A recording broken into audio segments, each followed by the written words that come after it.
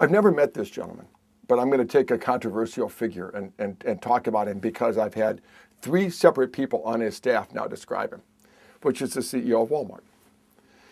And the story goes, and I don't know if it's true or not, but the story goes that he walked in and said, hi, we're going to become a highly sensitive, green, sustainable corporation. And his staff went into this long explanation of how he was just wrong. It was not their business model. It was not their customer base. They couldn't implement it. They couldn't sell it. They couldn't do anything. At the end of about an hour of heated discussion, he said, this is a fantastic conversation. I am so glad we've all engaged in this. We'll talk about it again in 2 weeks. And it took him over a year.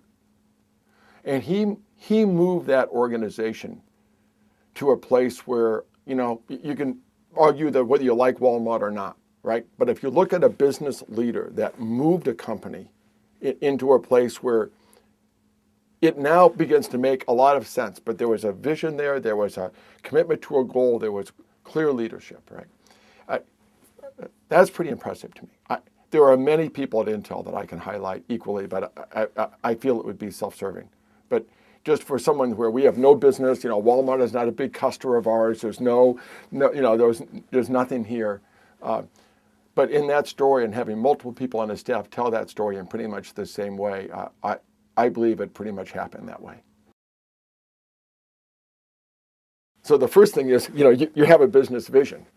You kind of know where you're going. You've got a way that you think that's going to work, right? You just imagine trying to do any of these social networking sites. I'm not so sure that 12 years ago, if someone described to me Facebook, I would have said that was a good idea.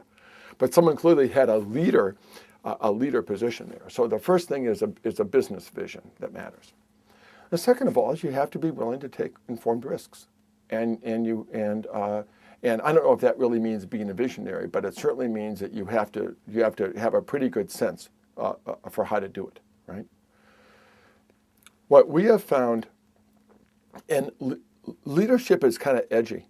And the reason I say that is because there's some people that have been very effective leaders over the years that are really pretty despicable people.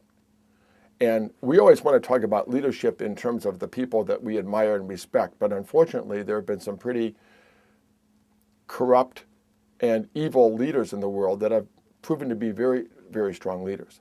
So I don't want to paint this into that form, but in assuming ethical business leadership under those constraints, right? You've got to understand the business first and foremost. You have to be able to then articulate that and paint a vision for where you're trying to go. And then third of all, in my opinion, then you've got to be able to build a series of trusting relationships with the people that have to be with you. Because you can forgive an awful lot of things if you trust the person. If you miss the trust, at least in the business setting, I don't think you got there. So if I look at it, at least for what I try to emulate, those would be the 3. And then of course, then you need good governance. And there's a whole series of operational issues that are required if you want to actually make it successful. But I think on the leadership aspect, it would be that. Hi, I think we should go blank.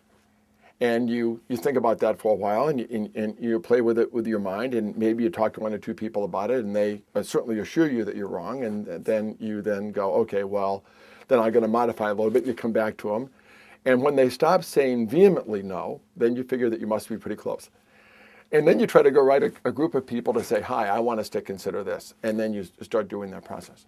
I face that every day of trying to move the status quo, and sometimes, of course, and realize there are other people at Intel who would tell you every day they try to move me. So it's not a matter that I'm this great person trying to move the corporation and others are not. I think Mr. Ottolini would be very clear on the fact that he's the CEO and I'm not, and he is and I'm not. So at different levels, we're all working the same issue. But each time you're trying to form a consensus, you're trying to get people to see the world differently than they see it today, and you're trying to paint that new vision is better than where we are today. And then you proceed with your day job.